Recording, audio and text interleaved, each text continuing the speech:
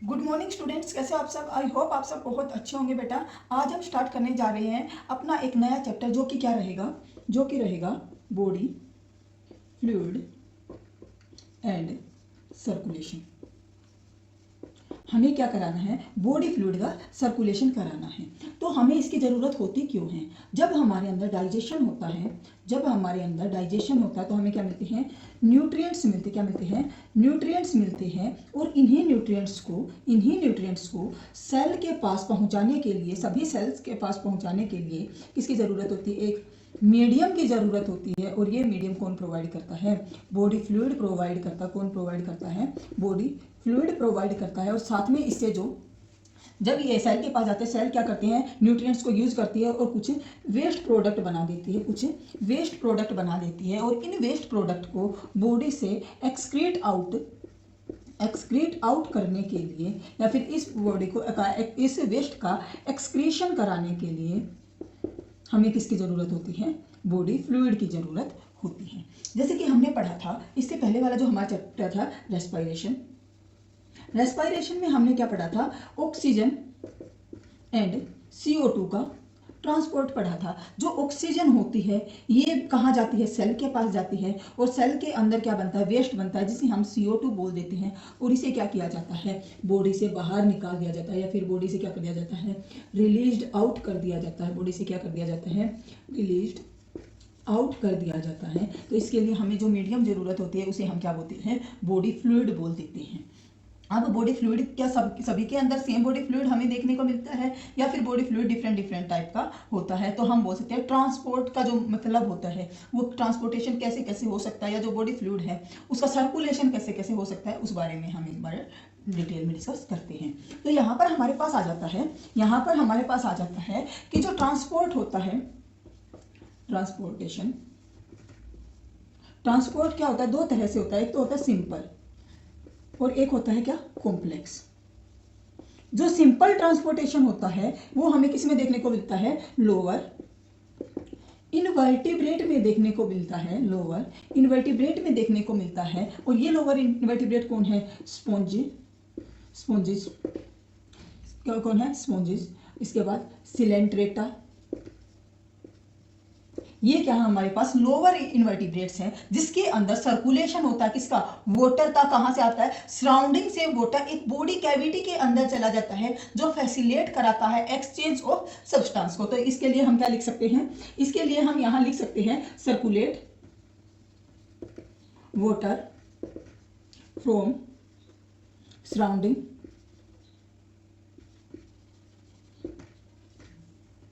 To body cavity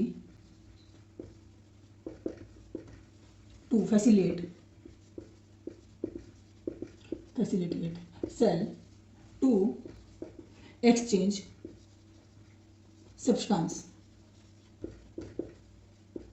मतलब कि substances का एक्सचेंज कराने के लिए कहां से, सेल से। तो हमें किसकी जरूरत पड़ती है, एक मीडियम की जरूरत पड़ती है, जो स्पॉन्जेस और सिलेंट्रेटा में हमें क्या देखने को मिलता है, स्पॉन्जेस और सिलेंट्रेटा में हमें वाटर के थ्रू क्या देखने को मिलता है, ये ट्रांसपोर्टेशन देखने को मिलता है। ये वाली बात समझ आई है। चलो अब हम चलते हैं कॉम्प्लेक्स वाले पर। कॉम्प्लेक्स जो ऑर्गेनिज्म होते हैं उनके अंदर क्या होता है, कुछ स्पेशल फ्लूइड यूज किए जाते हैं। तो हम लिख सकते हैं यूज स्पेशल फ्लूइड।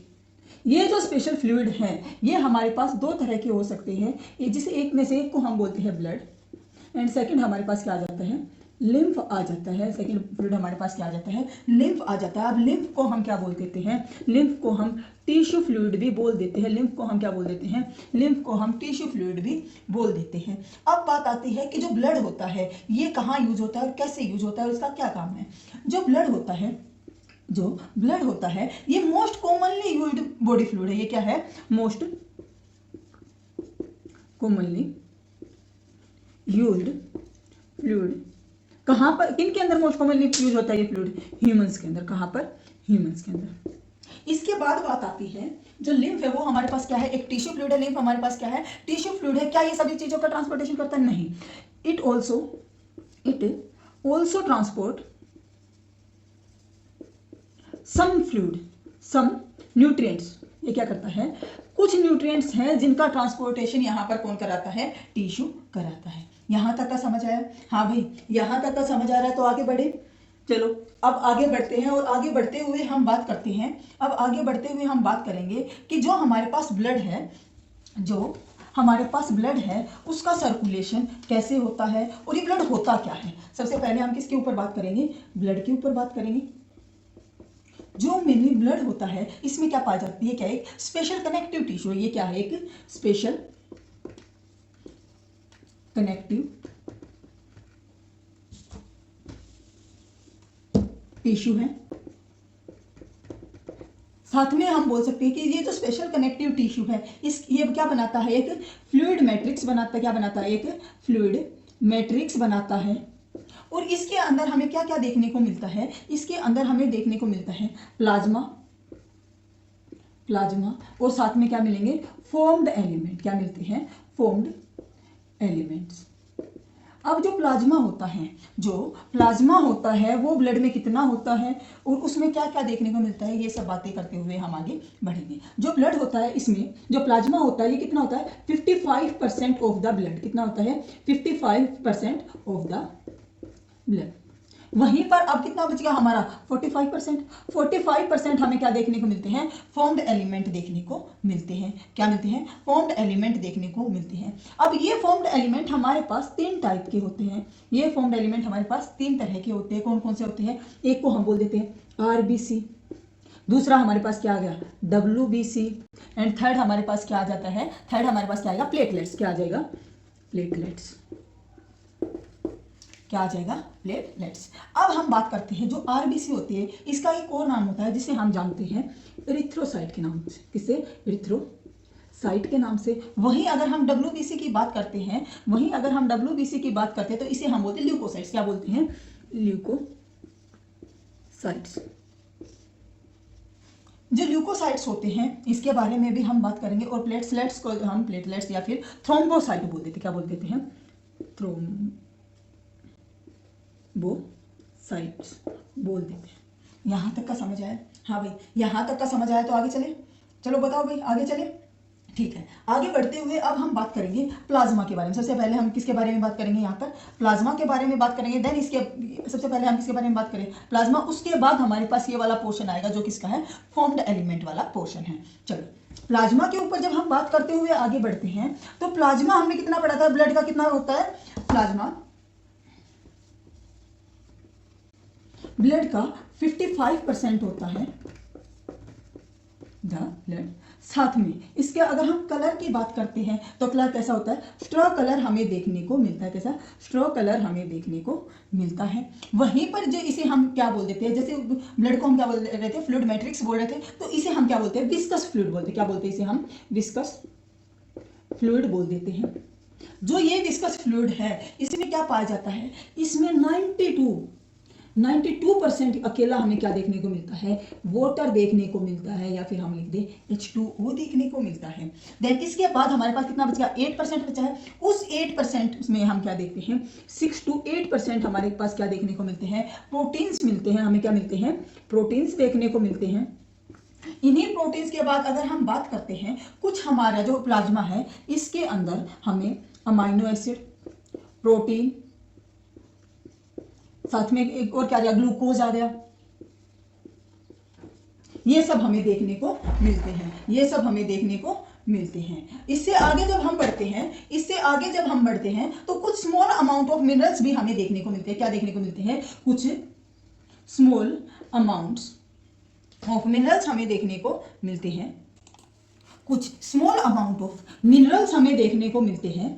क्या देखने को मिलते हैं, हमें कुछ थोड़े से बहुत मिनरल्स हमें देखने को मिल जाते हैं। ये मिनरल्स मेनली क्या क्या हो सकते हैं, अगर हम बात करें मिनरल्स हो क्या क्या हो सकते हैं, तो हमारे पास हो सकता है सोडियम।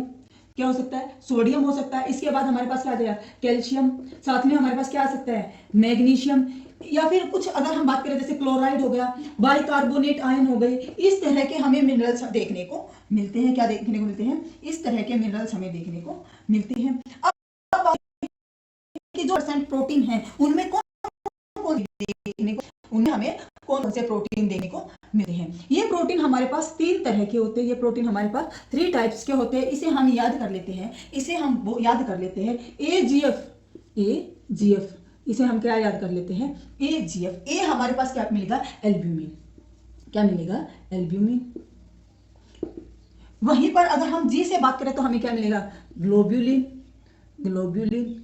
और एफ से हमें क्या मिल जाता है फिब्रिनोजन, क्या मिल जाता है फिब्रिनोजन। अब हम बात करते हैं एल्ब्यूमिन की। सबसे पहले हम इस प्रोटीन की बात करते हैं एल्ब्यूमिन की। एल्ब्यूमिन क्या करता है कि हमारी जो बॉडी होती है या फिर हमारा जो फ्लूइड होता है उसका एक पर्टिकुलर पीएच रहता है, एक पर्टिकुलर आयनिक कंसेंट्रेशन रहती है। तो ये हेल्प करता है किसमें, ये हेल्प करता है किसमें, हेल्प करता है ऑस्मोटिक बैलेंस को बनाए रखने के लिए, हेल्प्स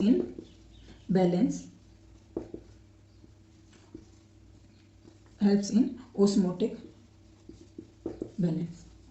ऑस्मोटिक बैलेंस को बनाए रखने के लिए ये हेल्प करता है। वहीं पर अगर हम बात करते हैं ग्लोब्यूलिन की, ग्लोब्यूलिन्स क्या करते हैं, ये प्रोटीन्स हमारी बॉडी में क्या करते हैं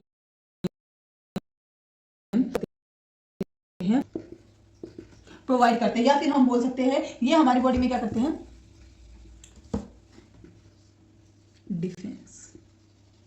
डिफेंस मैकेनिज्म करते हैं, या फिर हम बोल सकते हैं ये हमारी बॉडी में क्या करते हैं बड़ी बनाते हैं। मतलब ये हमारे यहाँ क्या बनाते हैं सिपाही बना देते हैं, फौजी बना देते हैं, जो हमारी क्या करते हैं रक्षा करते हैं। इसके बाद हमारे पास लास्ट प्रोटीन आ जाता है फिब्रिनोजन। हमारे पास क्या आ जाता है फिब्रिनोजन, क्या करता है ब्लड क्लोटिंग में हेल्प करता है। क्या करता है ब्लड क्लोटिंग में हमारी क्या करता है हेल्प करता है। फिब्रिनोजन क्या करता है हमारी ब्लड क्लोटिंग में हेल्प करता है। क्या इतना आप लोगों को समझ आया है, चलो अगर इतना समझ आया है तो इसी बात को हम बढ़ते हुए आगे बढ़ते हैं कि जो फैक्टर है जो हमने पढ़ा फिब्रिनोजन क्या हमेशा ब्लड क्लोटिंग कराता रहता है। हमने क्या पढ़ा प्लाज्मा है, प्लाज्मा में क्या पाया जाता है, प्लाज्मा में हमें फिब्रिनोजन नाम का एक एंजाइम या फिर एक प्रोटीन देखने को मिलता है जो क्या करा रहा है ब्लड को क्लोट करा रहा है। तो क्या ये हमेशा ब्लड को क्लोट कराता रहेगा या ये कभी कभी ब्लड को क्लोट कराएगा, तो इसके बारे में हम थोड़ा पढ़ते हैं। जो ब्लड क्लोटिंग फैक्टर होते हैं, जो फैक्टर्स होते हैं, इसके लिए फॉर कोगुलेशन हम बोले या फिर हम बोल दें क्लोटिंग के लिए, क्या हम बोल दें क्लोटिंग के लिए, इसकी क्लोटिंग करानी है ऑफ ब्लड। ऑल्सो प्रेजेंट, कहाँ प्रेजेंट होते हैं, also present in plasma, plasma में रहते हैं। तो ये हमारे ब्लड को क्लोट क्यों नहीं कराते। हमारे पास बात आती है ना कि अगर प्लाज्मा में क्लोटिंग वाले फैक्टर्स प्रेजेंट है तो ये हमारे ब्लड को क्लोट क्यों नहीं कराते हैं। तो क्यों नहीं कराते हैं, क्योंकि ये जो प्लाज्मा में प्रेजेंट होते हैं कैसे रहते हैं इनएक्टिव फॉर्म। कैसे प्रेजेंट रहते हैं इनएक्टिव फॉर्म में ये प्रेजेंट होते हैं। इनएक्टिव फॉर्म में अगर ये प्रेजेंट होंगे तो ये क्या करेंगे क्लोट नहीं करा सकते, इसीलिए ये क्या करते हैं हमेशा क्लोट नहीं कराते हैं। जब कोई इंजरी होती है उसी के बाद ये क्लोट कराते हैं। इसका एक हमारा इस चैप्टर में प्रोसेस है ब्लड क्लोटिंग का, उसे हम डिटेल में आगे बढ़ते हुए चलेंगे। चलो यहां तक अच्छे से समझ आ रहा है, यहां तक अच्छे से समझ आ रहा है। तो आगे बढ़ते हैं। आगे हमारा आता है कि अगर हमारे प्लाज्मा से माइनस कर दिया जाए क्या ब्लड क्लोटिंग फैक्टर, क्या माइनस कर दिया जाए ब्लड क्लोटिंग फैक्टर को अगर हटा दिया जाए तो हम प्लाज्मा को क्या बोलेंगे, तो हम इसे क्या बोलते हैं सीरम। क्या बोलते हैं सीरम हम बोल देते हैं अगर हमारी जो प्लाज्मा है उसमें से ब्लड क्लोटिंग फैक्टर को हटा दिया जाता है। ब्लड क्लोटिंग फैक्टर को अगर हटा दिया जाए तो हम इसे क्या बोल देते हैं सीरम बोल देते हैं। तो इसीलिए हम बोल सकते हैं plasma without factor is called serum. Plasma without factor is called serum. Plasma अगर बिना फैक्टर के है तो उसे हम क्या बोलेंगे सीरम बोलेंगे। यहां पर हमारा प्लाज्मा खत्म होता है, तो प्लाज्मा आप लोगों को समझ आया है। हाँ भाई प्लाज्मा समझ आ गया। अगर प्लाज्मा समझ आ गया तो हम आगे बढ़ते हुए क्या पढ़ते हैं, इससे आगे हमारे पास सेकंड क्या था, सेकंड हमारे पास थे फॉर्म्ड एलिमेंट। क्या थे फॉर्म्ड एलिमेंट। जो फॉर्म्ड एलिमेंट होते हैं वो हमारे पास कौन कौन से होते हैं, जैसे कि हमने पढ़ा था आरबीसी, क्या पढ़ा था आरबीसी, सेकंड हमारे पास क्या था डब्ल्यूबीसी एंड थर्ड हमारे पास क्या था प्लेटलेट्स। अब इनमें से एक एक को हम पढ़ते हुए आगे बढ़ेंगे और इस चैप्टर को समापन की तरफ लेते हुए चलेंगे। अब जो आरबीसी होती है इसे हम क्या बोलते हैं इरिथ्रोसाइट्स बोलते हैं। क्या बोलते हैं इरिथ्रोसाइट्स। इरिथ्रोसाइट्स बोल देते हैं। और यही इरिथ्रोसाइट्स क्या होती है, most abundant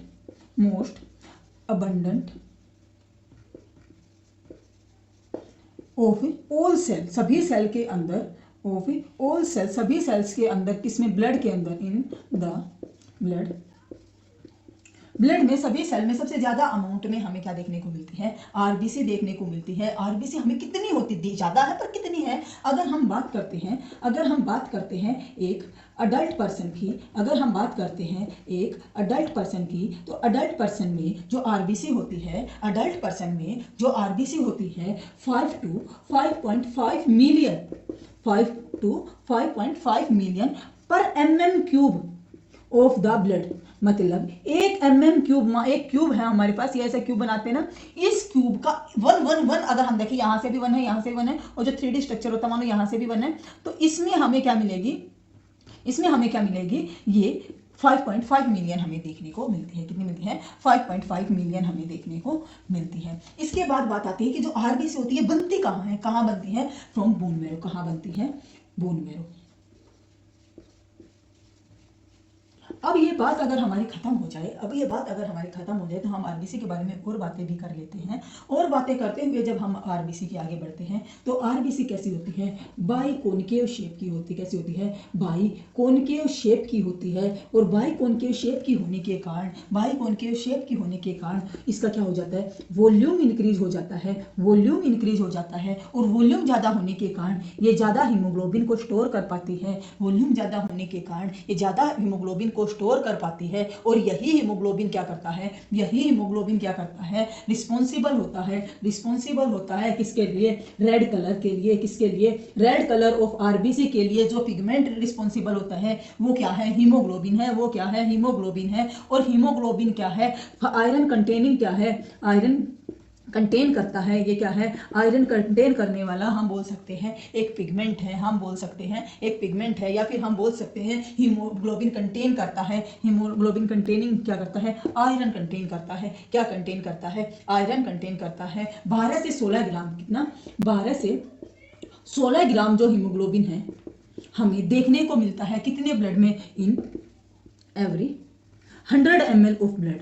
100 ml of blood में हमें क्या देखने को मिलता है, हमें हीमोग्लोबिन देखने को मिलता है। क्या देखने को मिलता है, हीमोग्लोबिन हमें देखने को मिलता है। अगर हम बात करते हैं कि जो आरबीसी होती है, ये क्या कराती है, help in transportation in respiratory bloods. क्या करती है, helps in transportation of respiratory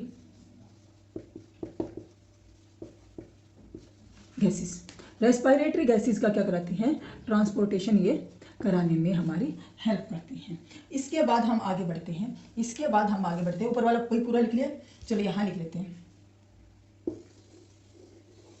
यहाँ पर अगर हम नेक्स्ट पॉइंट की बात करते हैं तो हमारे पास आ जाती है लाइफ स्पैन कितना होता है, कितने दिन तक ये जिंदा रहती है। तो हमारे पास जो average life span of RBC आ जाता है वो कितना आ जाता है, 120 डेज का आ जाता है। कितना होता है, 120 डेज का होता है। अगर लाइफ स्पैन इतना तो वो मरेगी कहाँ, मतलब कि ग्रेवयार्ड ऑफ आरबीसी क्या होता है, ग्रेवयार्ड ऑफ आरबीसी स्प्लीन होता है। क्या होता है, स्प्लीन क्या है, मुर्दा घर है, या फिर हम बोले ग्रेवयार्ड ऑफ आरबीसी है। क्या है, ग्रेवयार्ड ऑफ आरबीसी क्या है, यहाँ पर हमारा स्प्लीन होता है। क्या होता है, स्प्लीन होता है। यहाँ तक का आप लोगों ने नोट कर लिया, अगर ये नोट कर लिया हो तो हम आगे बढ़ते हैं। हमारे दूसरे टाइप के फॉर्म्ड एलिमेंट आ जाते हैं। क्या पढ़ा था हमने यहाँ पर, WBC। क्या पढ़ा था, WBC।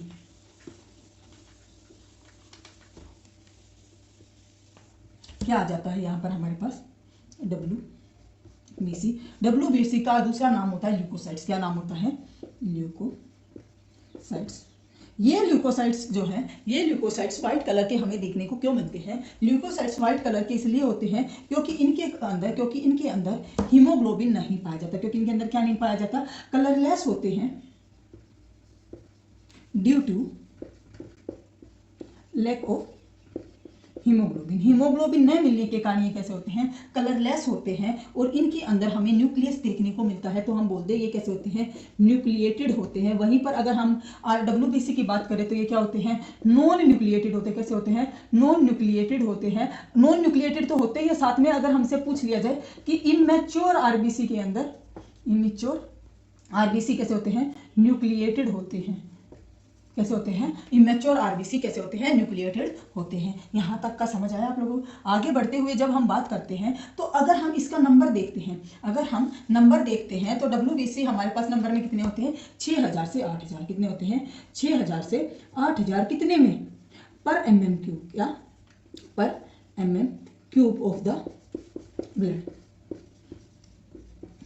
तो WBC के कंपैरिजन में जो हमारे RBC के कंपैरिजन में जो हमारे WBC हैं वो थोड़े कम होते हैं और इनका जो लाइफ स्पैन है वो भी कैसा होता है, शॉर्ट लाइफ स्पैन हमें देखने को मिलता है। क्या देखने को मिलता है, शॉर्ट लाइफ स्पैन हमें देखने को मिलता है। अगर इससे आगे हम बात करते हैं, तो जब WBC हैं ये दो तरह की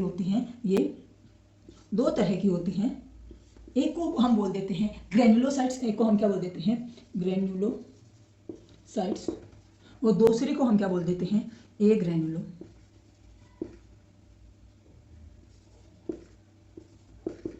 जो हमारे पास ग्रेन्युलोसाइट्स होती हैं ये 3 टाइप की होती हैं, इसे याद रखने के लिए हम क्या लिख लेते हैं, NEB, क्या लिख लेते हैं, NEB, क्या लिख लेते हैं, NEB। यहाँ से इरेज करते हैं ताकि आप लोगों को अच्छे से समझ आ जाए क्या कहाँ लिखा है। ठीक है, N से हमारे पास क्या बन जाता है, न्यूट्रोफिल्स। N से हमारे पास क्या बन जाता है, न्यूट्रोफिल्स बन जाता है। इसे वही थोड़ा ऊपर लिखते हैं ताकि हमें अच्छे से समझ भी आए। ये हमारे पास क्या है,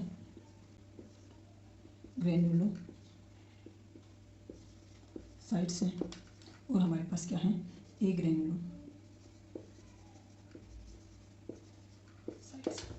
जो हमारे पास ग्रेन्युलोसाइट्स होती है कितने टाइप की है, 3 टाइप की है। याद करने के लिए हम क्या लिखते हैं, NEB लिख लेते हैं। याद करने के लिए हम क्या लिख लेते हैं, NEB लिख लेते हैं। और जो हमारे पास ए ग्रेन्युलोसाइट्स होती है इसके लिए हम क्या लिखते हैं, LM।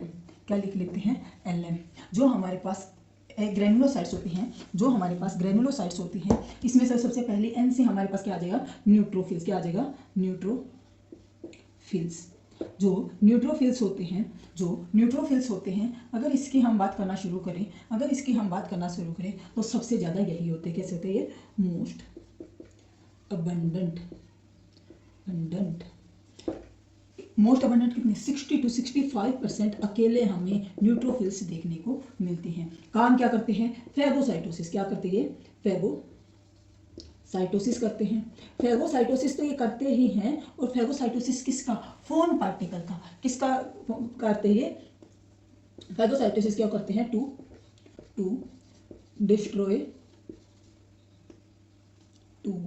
Destroy phone particle. जो फॉरेन पार्टिकल होते हैं उन्हें डिस्ट्रॉय करने के लिए ये क्या करते हैं, फैगोसाइटोसिस करते हैं। फॉरेन पार्टिकल्स कौन से, जो एंटर हुए हैं, कहाँ पर, एंटर इन आवर बॉडी। जो हमारी बॉडी में कोई फॉरेन पार्टिकल एंटर होता है उसका फैगोसाइटोसिस करके उसे ये हमें क्या करते हैं, एक तरह से डिफेंस की तरह काम करते हैं। इसके बाद हमारे पास आ जाता है, सेकंड क्या आ जाते हैं, इसेनोफिल्स आ जाते हैं। क्या आ जाते हैं, हमारे पास सेकंड क्या आ जाएगा, इसेनोफिल्स आ जाएंगे। जो इसेनोफिल्स होते हैं ये कितने होते हैं नंबर में, सबसे कम होंगे, नहीं, ये नंबर में कितने होते हैं, 2 से 3%। कितने होते हैं, 2 से 3%। साथ में क्या करते हैं, रेजिस्टेंट होते हैं, किसके लिए, इन्फेक्शन के लिए। क्या होते हैं, ये क्या करते हैं, रजिस्ट करते हैं किसके लिए, इन्फेक्शन के लिए। या क्या करते हैं, रजिस्ट करते हैं इन्फेक्शन से। साथ में ये क्या करते हैं, एसोसिएट होते हैं किसके साथ, एलर्जिक रिएक्शंस के साथ। क्या करते हैं, also associated with allergic reactions के साथ क्या होते हैं, ये एसोसिएटेड होते हैं। इसके बाद हमारे पास third one and last one of neutrophils, that is known as basophils. क्या होता है, that is known as basophils. जो बेसोफिल्स होते हैं ये नंबर में सबसे कम होते हैं, 0.5 to 1% हमें बेसोफिल्स देखने को मिलते हैं, 0.1 to 0.5 हमें बेसोफिल्स देखने को मिलते हैं। और ये क्या करते हैं, ये सिक्रीट करते हैं क्या, हिस्टामिन, सीरोटोनिन।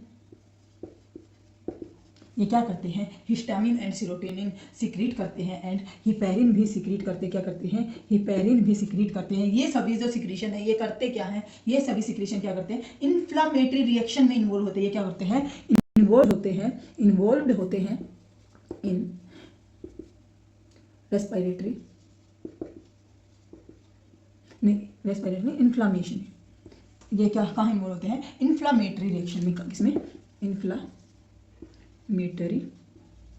रिएक्शन में क्या होते हैं, इन्वॉल्व होते हैं। यहाँ तक का समझ आया, हाँ भाई यहाँ तक का समझ आया। तो इसका हमारा लास्ट वन जो हमारा है, सेकंड पार्ट जो है वो हमारे पास क्या आ जाता है, ग्रेनुलोसाइट्स आ जाते हैं। ग्रेनुलोसाइट्स की अगर हम बात करते हैं तो हमारे पास ये क्या आ जाता है, लिम्फोसाइट्स क्या आ जाते हैं, ये हमारे पास लिम्फोसाइट क्या आ जाते हैं, लिम्फोसाइट्स। अगर हम लिम्फोसाइट्स की बात करते हैं तो ये नंबर में पहले से दूसरे नंबर पर आते हैं और कितने हो जाते हैं, 20 से 25% हो जाते हैं। कितने हो जाते हैं, 20 से 25% हो जाते हैं। और ये भी दो टाइप के होते हैं, ये भी क्या होते हैं, दो टाइप के होते हैं। एक को हम बोलते हैं बी लिम्फोसाइट्स और एक को हम क्या बोलते हैं, टी लिम्फोसाइट्स। क्या बोलते हैं, B lymphocytes and T lymphocyte. ये रिस्पॉन्सिबल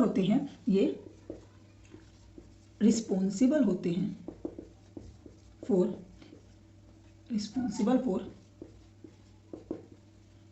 इम्यून सिस्टम। ये हमारे इम्यून सिस्टम के लिए रिस्पॉन्सिबल होते हैं, लास्ट वन हमारे पास आ जाता है मोनोसाइट्स।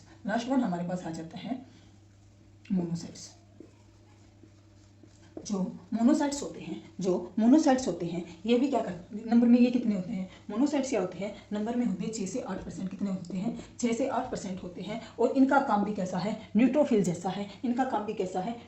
जैसा है। और ये क्या करते हैं, फैगोसाइटोसिस करते हैं। क्या करते हैं, फैगोसाइटोसिस करते हैं।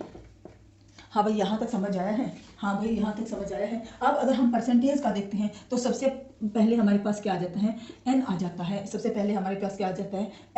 है। अगर उसकी हम बात करते हैं तो एल आ जाता है। उसके बाद हमारे पास क्या आ जाता है, एम आ जाता है। और उसके बाद हमारे पास क्या आ जाता है, ई आ जाता है। और बी हमारे पास सबसे लास्ट में आ जाता है। तो नहीं ले मोनू, इसे भी क्या हम लिख सकते हैं, इसके लिए निमोनिक्स हमारे पास बनती है, नहीं यहाँ लिख देती हूँ,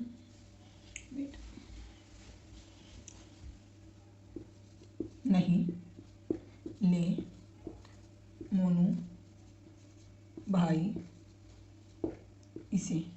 तो हमारे पास निमोनिक्स क्या आ जाते हैं, नहीं ले मोनू भाई इसे। निमोनिक्स हमारे पास क्या आ जाते हैं, नहीं ले मोनू भाई इसे। समझ आया, हाँ भाई समझ आया। चलो इसे एक बार थोड़ा अच्छे से लिख दो, नहीं ले मोनू भाई इसे। WBC आपको अच्छे से समझ आ गया होगा। लिम्फोसाइट्स दो तरह के होते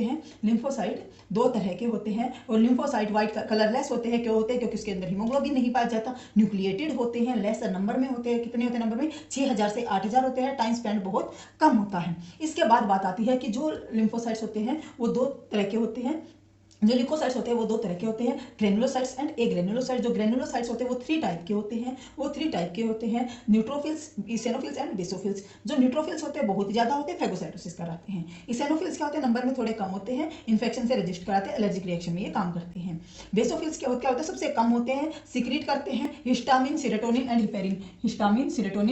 हिपेरिन। ये क्या करते हैं, सिक्रीट करते हैं। और साथ में ये यूज होते हैं इन्फ्लामेटरी रिएक्शन में।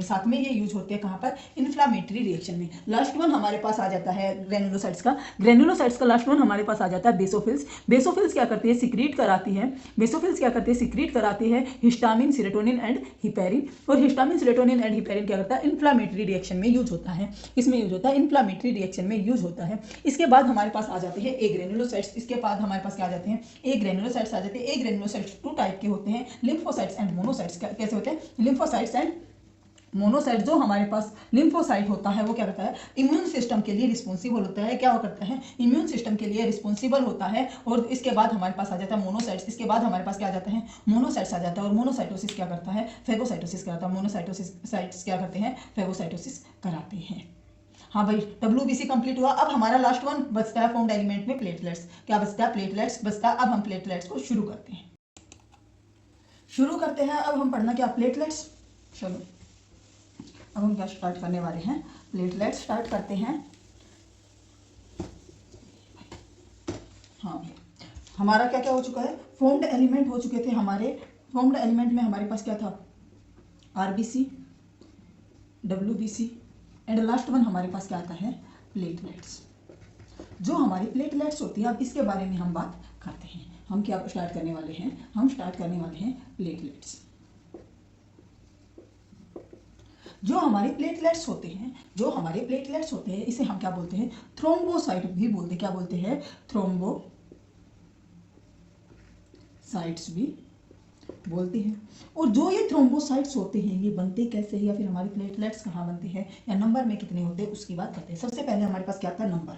अभी तक हमने नंबर देखा था। सबसे पहले हम नंबर देखते कितने होते हैं, 1.5 लाख से, कितना, 1.5 लाख से लेके हमारे पास ये 3.5 लाख तक होते हैं। कितने होते हैं, 3.5 लाख तक होते हैं। कितने में, पर mm³ में। कितने में होते हैं, पर mm³ में होते हैं। 40,000 क्या बोला जाता है, क्रिटिकल नंबर बोला जाता है। अगर इससे कम प्लेटलेट्स हो जाते हैं, तो आदमी की डेथ भी।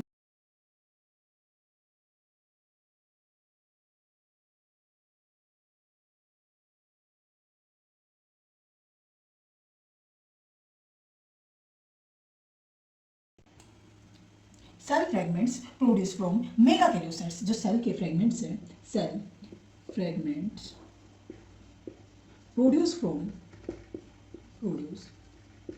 From मेगाकैरियोसाइट्स,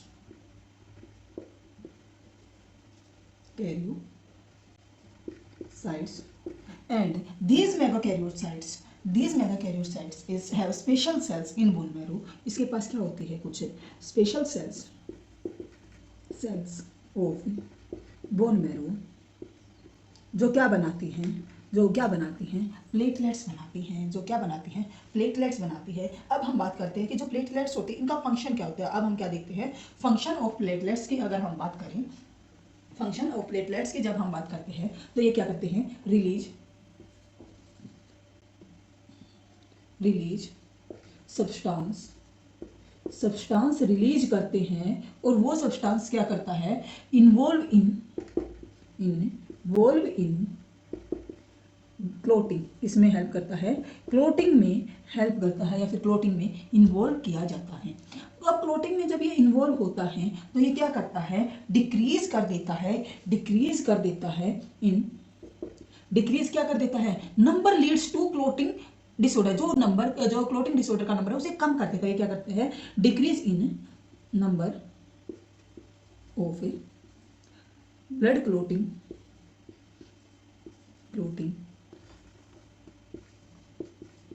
disorder. जो ब्लड क्लोटिंग का नंबर है उसे क्या कर देगा, ये डिक्रीज कर देता है। यहाँ तक समझ आया है। इसके बाद ये क्या, जिसके कारण क्या होता है, लेस, जो एक्सेस ब्लड है वो लॉस नहीं होता, या फिर हम बोल सकते हैं लेस नंबर ऑफ जो ब्लड है वो बाहर निकलता है। किसी को अगर कभी चोट लग जाती है तो उस टाइम पर तो हम बोल सकते हैं excess loss of blood prevent. क्या करता है, of blood from the body, prevent excess loss of blood का प्रिवेंट करता है बॉडी से मतलब कि लॉस होने में। इसके बाद हमारे पास आ जाता है, क्या आएगा, आगे आएगा हमारा ब्लड ग्रुप। एक बार हम प्लेटलेट्स को दोबारा देख लेते हैं। प्लेटलेट्स को हम थ्रोम्बोसाइट्स भी कहते हैं। नंबर में 1.5 लाख से 3.5 लाख होते हैं। 40,000 इसका क्या है, क्रिटिकल नंबर है। सेल फ्रेगमेंट्स प्रोड्यूस करते हैं मेगाकैरियोसाइट्स। और ये इसमें क्या होता है, कुछ स्पेशल सेल्स पाई जाती है जो कहाँ बनती है, बोन मैरो की पाई जाती है। ये रिलीज करते हैं क्या, कुछ सब्सटेंस जो इन्वॉल्व होता है किसमें, क्लोटिंग में, और जिससे क्या हो जाता है, डिक्रीज हो जाता है number of blood clotting disorder का। और ये क्या करते हैं, प्रिवेंट करते हैं एक्सेस लॉस ऑफ ब्लड से, कहाँ से, हमारी बॉडी से। चलो अब इसके बाद हमारे पास आ जाते हैं, इसके बाद हमारे पास क्या आ जाते हैं, ब्लड ग्रुप। यहाँ तक हम क्या क्या कवर कर चुके हैं, एक बार देख लेते हैं। यहाँ तक हमारा कवर हो चुका है। सबसे पहले हमने क्या पढ़ा, प्लाज्मा। उसके बाद हमने क्या पढ़ा, आरबीसी, और उसके बाद डब्ल्यूबीसी के बाद हमने क्या पढ़े हैं, प्लेटलेट्स पढ़े हैं। और ये सब क्या है, ये सब क्या किसका क्या बनाते हैं, ब्लड बनाते हैं। मतलब कि हम बोल सकते हैं हमने ब्लड को पूरी तरह से कंप्लीट कर लिया है। क्या हो गया है, हमारा ब्लड कंप्लीट हो गया है। ब्लड के कंप्लीट होने के बाद अब हमारा सेकंड स्टेप आता है। ब्लड के कंप्लीट होने के बाद हमारा सेकंड स्टेप आता है कि हम ब्लड का ग्रुप भी जान ले, ब्लड ग्रुप भी जान ले। अब ब्लड ग्रुप जानने की जब बारी आई, तो हमारे पास क्या पाए जाते हैं ब्लड में, कुछ जो हमारी आरबीसी होती है, उसके ऊपर कुछ प्रोटीन्स को प्रोड्यूस करने वाले एंटीजन पाए जाते हैं। सिर्फ इतना है कि कुछ एंटीजन ऐसे होते हैं जो हमारे ब्लड की आरबीसी उसकी सेल्स के ऊपर पाए जाते हैं। अब हमने पढ़ा था प्लाज्मा, अब हमने क्या पढ़ा, ब्लड ग्रुप का पहले देखते हैं। ब्लड ग्रुप होते कितने तरह के हैं, ब्लड ग्रुप होते हैं दो तरह से ग्रुपिंग की जाती है, ए बी ओ ग्रुपिंग, और सेकंड हमारे पास क्या आते हैं, R H grouping.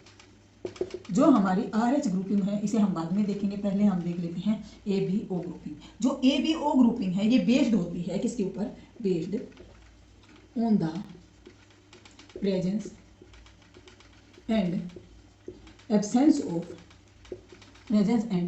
Of two surface. क्या सरफेस के ऊपर क्या पाया जाता है, antigen two surface antigen on RBC. RBC के ऊपर पाए जाने वाले दो एंटीजन के ऊपर बेस्ड होती है हमारी एबीओ ग्रुपिंग। अब ये दो एंटीजन कौन कौन हो सकते हैं, या तो ये ए होगा या फिर ये क्या होगा, बी एंटीजन होगा। अब ये जो ए और बी एंटीजन है ये नेचुरली होते क्या है, ये एंटीजन क्या करते हैं, प्रोड्यूस करते हैं क्या, कुछ प्रोटीन। देखो हमारा जो प्लाज्मा है, हमारा जो हमने पढ़ा था प्लाज्मा में क्या पाए जाते हैं, प्रोटीन्स पाए जाते हैं। प्रोटीन कंटेन, ये क्या करता है, प्रोटीन्स को कंटेन करता है। और ये प्रोटीन्स क्या करते हैं, दो नेचुरल एंटीबॉडी बना देते हैं, और इन नेचुरल एंटीबॉडी के अगेंस्ट क्या बनते हैं, 4 टाइप्स ऑफ ब्लड ग्रुप कितने होते हैं, 4 टाइप्स के होते हैं। कौन कौन से होते हैं, ए बी एंड ओ। जो ये ब्लड ग्रुप है इसे ट्रांसफ्यूज करने के लिए एक पर्सन से दूसरे पर्सन में देने से पहले हमें ब्लड ग्रुप आइडेंटिफाई करना चाहिए। अगर हम आइडेंटिफाई नहीं करते हैं तो क्लम्पिंग की हमें प्रॉब्लम आ सकती है, या फिर हम बोलते हैं आरबीसी डिस्ट्रैक्शन हो सकता है।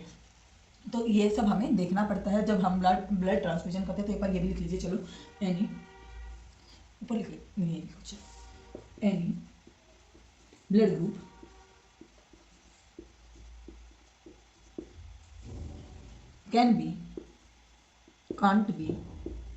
cannot be transfused, कहते हैं any blood group cannot be transfused to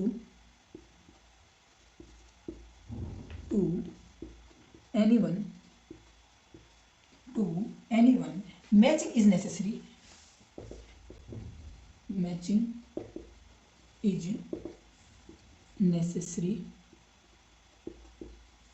matching क्या होती है, जरूरी होती है, टू अवॉइड, किसके लिए matching necessary, to avoid problem. कौन सी प्रॉब्लम हो सकती है, कौन सी प्रॉब्लम है, क्लम्पिंग की प्रॉब्लम को डिस्ट्रैक्ट करने के लिए, अवॉइड करने के लिए हमें जो मैचिंग ऑफ ब्लड है वो हमारे लिए ज़रूरी होता है। यहाँ तक समझ आया है। इसके बाद हम देखते हैं कि जो हमारे पास ब्लड होता है उसमें कौन कौन से एंटीजन पाए जाते हैं, कौन कौन से एंटीबॉडी पाए जाते हैं, किस ब्लड ग्रुप में कौन सा एंटीजन मिलेगा, कौन सी एंटीबॉडी मिलेगी, वो आगे हम एक बार डिस्कस कर लेते हैं। देख चलो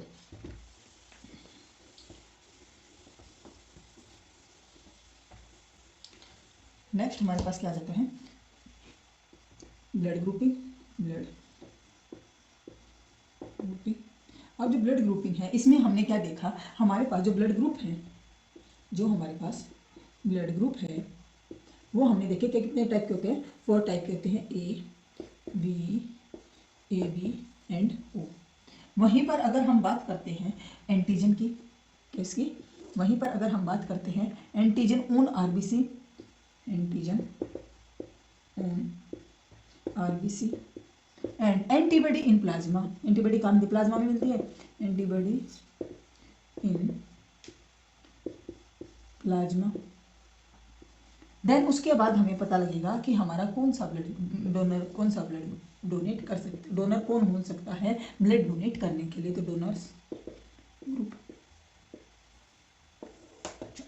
सबसे पहले हमारे पास आ जाता है ब्लड ग्रुप ए। जो ब्लड ग्रुप ए होता है उसके पास एंटीजन क्या मिलेगा, ए का मिलेगा, पर एंटीबॉडी किसकी मिलेगी, बी की मिलेगी। और ये ब्लड लेगा किससे, ए वाला ए से ही ब्लड ग्रुप ले सकता है, या फिर ये किससे ले सकता है, ओ से ब्लड ले सकता है। वहीं पर अगर हम बात करते हैं बी ब्लड ग्रुप की, वहीं पर अगर हम बात करते हैं बी ब्लड ग्रुप की, मान लो ये हमारे पास आरबीसी है, तो इस आरबीसी के ऊपर क्या मिलेगा, बी एंटीजन मिलेगा। और जो हमारा प्लाज्मा है, जो साइड में जो मटेरियल था वो क्या था, हमारा प्लाज्मा था, तो वहां पर एंटीबॉडी किसकी मिलेगी, एंटीबॉडी ए की मिल जाएगी। क्या किसकी मिल जाएगी, ए की मिल जाएगी। अब ये ब्लड ले किससे सकता है, या तो ये बी से ले ले, या फिर ये ओ से ले ले, या तो ये बी से लेगा या फिर ओ से लेगा। इसके बाद हमारे पास आ जाता है, इसके बाद हमारे पास आ जाता है ए बी ब्लड ग्रुप। इसके बाद हमारे पास क्या आता है, A B blood group.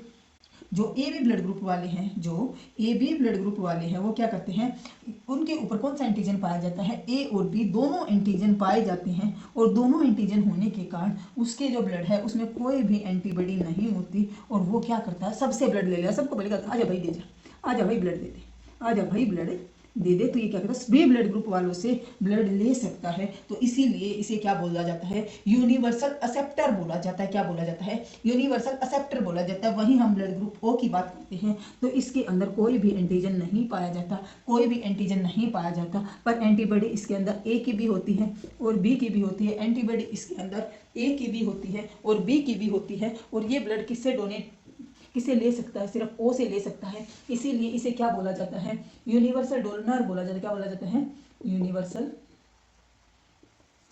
Donor.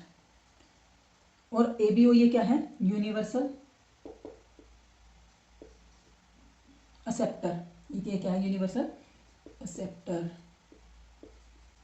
यहाँ तक समझ आया, यहाँ तक समझ आया। हाँ भाई, जो हमारे पास अगर ए ब्लड ग्रुप होगा, जो ब्लड ग्रुप होगा उसी के एंटीजन मिलेंगे और एंटीबॉडी उसके अपोजिट मिलेगी। और वो ले किससे सकता है, या तो खुद से ले लेगा या फिर ओ वाले से ले लेगा। वहीं अगर हम बी ब्लड ग्रुप की बात करते हैं, तो बी वाला भी क्या कर सकता है कि उसके ऊपर एंटीजन बी मिलेगा, एंटीबॉडी ए मिलेगी, और लेगा किससे, या तो बी से ले ले या फिर ओ से ले ले। अगर ए बी ब्लड ग्रुप की बात करते हैं तो ए बी एंटीजन मिलेगा, कोई भी एंटीबॉडी नहीं मिलेगी, सबसे ले लेगा। इसीलिए इसे हम क्या बोलते हैं, यूनिवर्सल एक्सेप्टर बोल देते हैं। अगर हम बात करते हैं ओ ब्लड ग्रुप की, कोई भी एंटीजन नहीं पाया जाता, एंटीबॉडी दोनों होते, इसीलिए इसे यूनिवर्सल डोनर बोला जाता है। इसीलिए इसे हम क्या बोलते हैं, यूनिवर्सल डोनर बोलते हैं। यहाँ तक आप लोगों को समझ आ गया होगा। यहाँ तक आप लोगों को समझ आ गया हो तो हम अपने लास्ट पोर्शन में, ब्लड के लास्ट पोर्शन में चलते हैं। तो हमारा लास्ट पोर्शन आ जाता है RH एंटीजन। हमारे पास क्या आ जाता है, RH ग्रुपिंग। हम क्या पढ़ेंगे अब, RH grouping.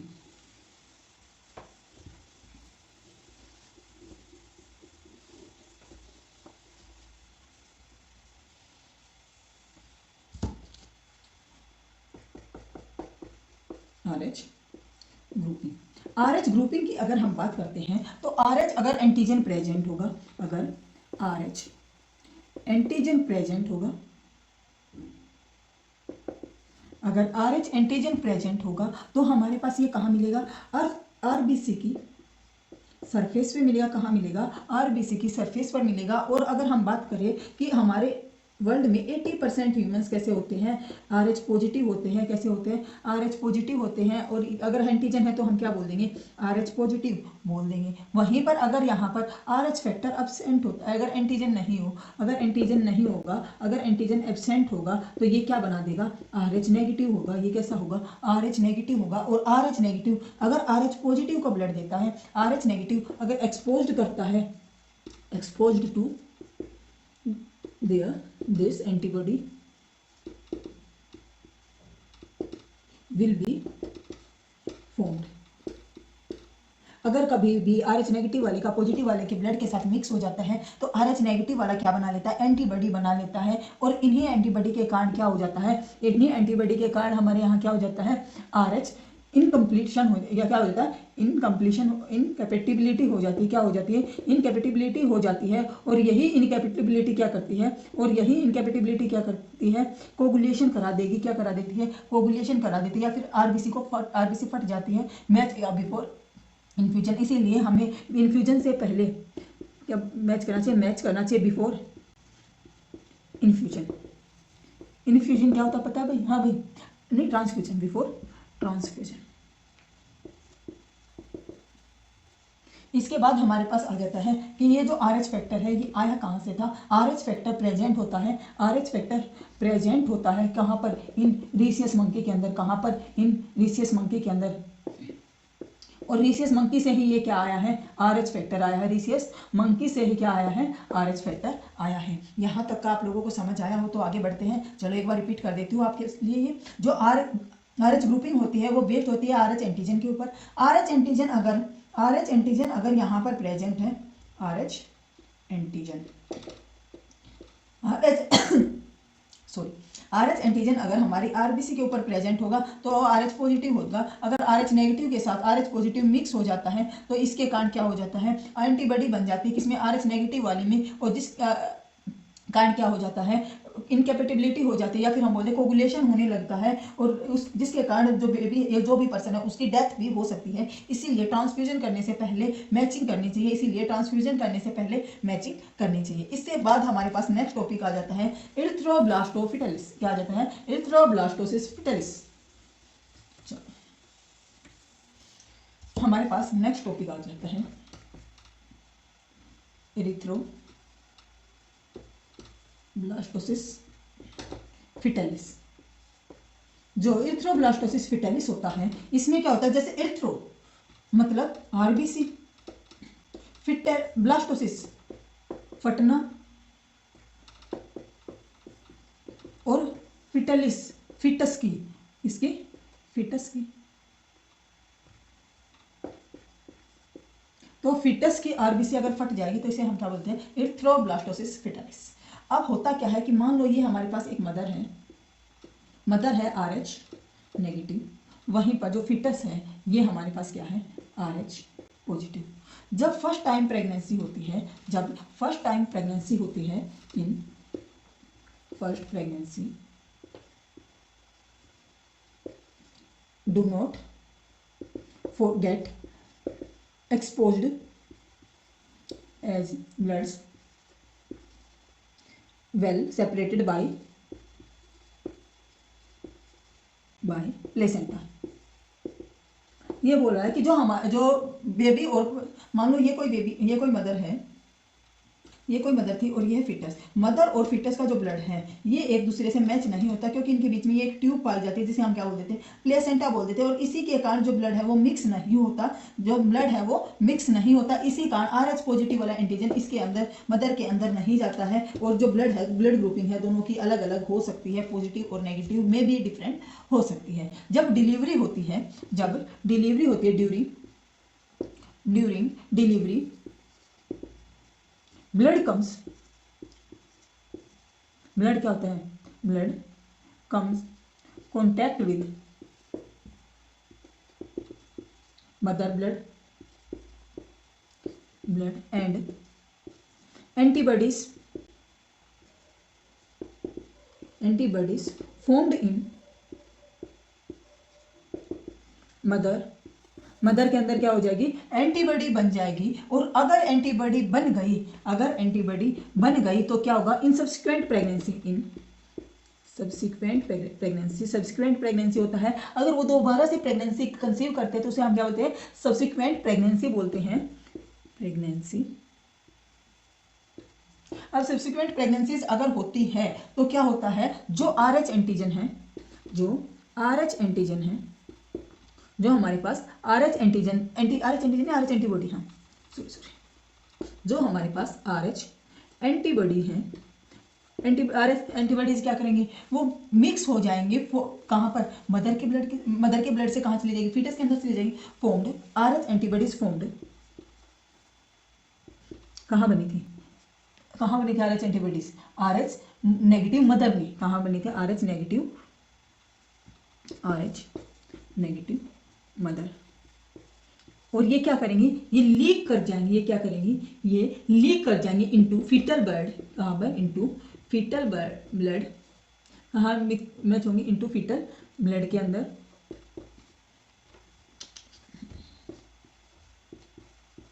Into fetal blood. और फीटल ब्लड में अगर ये मैच हो गई तो ये क्या करेंगी, डिस्ट्रॉय कर देगी आरबीसी ऑफ फिटस। ये क्या करेंगी, डिस्ट्रॉय आरबीसी ऑफ फिटस। जो फिटस की आरबीसी है उसे क्या कर देगी, ये डिस्ट्रॉय कर देगी। और इससे अगर फिटस की आरबीसी डिस्ट्रॉय हो गई तो इससे क्या हो सकता है, सीवियर एनीमिया हो सकता है। क्या हो सकता है, सीवियर एनीमिया हो सकता है। और साथ में क्या हो सकता है, जॉन्डिस हो सकता है। क्या हो सकता है, जॉन्डिस हो सकता है। एंड कहां पर, टू द बेबी के अंदर। इसके बाद हमारे पास आ जाता है, इसी को हम क्या बोल देते हैं, इरिथ्रोब्लास्टोफिटलिस। क्या बोल देते हैं, इरिथ्रोब्लास्टोसिस फिटलिस। हाँ भाई, यहाँ तक का समझ में आया। अगर फीमेल का ब्लड ग्रुप नेगेटिव है और बच्चे का ब्लड ग्रुप पॉजिटिव है, जब फर्स्ट प्रेगनेंसी होगी उस टाइम पर पहले तो कुछ नहीं होगा, क्योंकि प्लेसेंटा ने क्या कर रखा है, मदर और बेबी के जो ब्लड है उसे सेपरेट कर रखा है। अगर जो ब्लड है, अगर दोनों का ब्लड जो है वो मिक्स हो जाता है, कब होगा, during delivery of the first baby, तो उस टाइम पर क्या होगा, एंटीबॉडीज बन जाएगी मदर के अंदर। अगर वो दोबारा से प्रेगनेंसी कंसीव करती है तो जो RH एंटीबॉडी है वो फॉर्म्ड हुई थी कहाँ पर, RH नेगेटिव मदर के अंदर, वो लीक करके कहाँ चली जाएगी, फीटल ब्लड में चली जाएंगी। फीटल ब्लड में अगर फीटल ब्लड में ये एंटीबॉडी चली गई तो ये क्या करेंगे, डिस्ट्रॉय कर देंगे आरबीसी ऑफ फिटस को ये डिस्ट्रॉय कर देंगे। और जिसके कारण क्या होगा, सीवियर एनीमिया हो जाएगा या जॉन्डिस हो जाएगा। और इसी को हम क्या बोलते हैं, इरिथ्रोब्लास्टोफिटलिस। इसी को हम क्या बोलते हैं, इरिथ्रोब्लास्टोफिटलिस बोलते हैं। तो इसके लिए हम प्रिकॉशन क्या ले सकते हैं, वो देखते हैं। प्रिकॉशन हमारे पास आता है कि कैन अवॉइड, हम क्या अवॉइड करेंगे, कैन बी अवॉइडेड बाय। अगर हम एडमिनिस्ट्रेटिंग कर दे, क्या कर दे, एडमिनिस्ट्रेटिंग कर दे, किस चीज के एडमिनिस्ट्रेटिंग करेंगे हम, एंटी RH, बल्कि RH एंटीबॉडी की, क्योंकि कुछ एंटीबॉडीज बने तो उन्हें भी मारने वाली एंटीबॉडीज बने, to mother immediately after the first baby delivery, after the first baby delivery. First baby की डिलीवरी होते ही अगर हम क्या कर दें, एडमिनिस्ट्रेटिंग कर दे एंटी RH एंटीबॉडी की, तो मदर के अंदर एंटीबॉडी नहीं बनेगी। अगर एंटीबॉडी नहीं बनी तो ये लीक भी नहीं करेंगे। अगर लीक नहीं करेंगी तो डिस्ट्रॉय नहीं करेंगी आरबीसी को। अगर आरबीसी डिस्ट्रॉय नहीं होगी तो ना तो एनीमिया होगा और ना ही जॉन्डिस होगा। अगर ये सब नहीं होगा तो इरिथ्रोब्लास्टोफिटलिस नाम की डिजीज भी नहीं होगी। यहाँ तक जो हमारा है, हमारा ब्लड कंप्लीट हो गया। आज हमने क्या कंप्लीट कर लिया है, हमारा जो ब्लड था वो कंप्लीट हो गया है। अब हम नेक्स्ट सेशन में क्या देखेंगे, हम नेक्स्ट सेशन में जो ब्लड है उसका सर्कुलेशन देखेंगे। क्या देखेंगे, ब्लड का सर्कुलेशन देखेंगे। और ब्लड के सर्कुलेशन के बाद हम लास्ट में देखेंगे क्या, लिम्फ हम जो हमारा सेकंड फ्लूइड है इसे हम बिल्कुल लास्ट में कवर करेंगे। तब तक के लिए आप इस पूरे को एनसीईआरटी से एक बार रीड करके आना और साथ में जो कुछ PYQ है वो प्रैक्टिस कर लेना। कुछ मैं शॉर्ट्स में डाल दूंगी, कुछ वहां से प्रैक्टिस करना और अपनी तैयारी को बहुत तेज बढ़ा दो, पेपर आने वाला बहुत जल्दी। Thank you.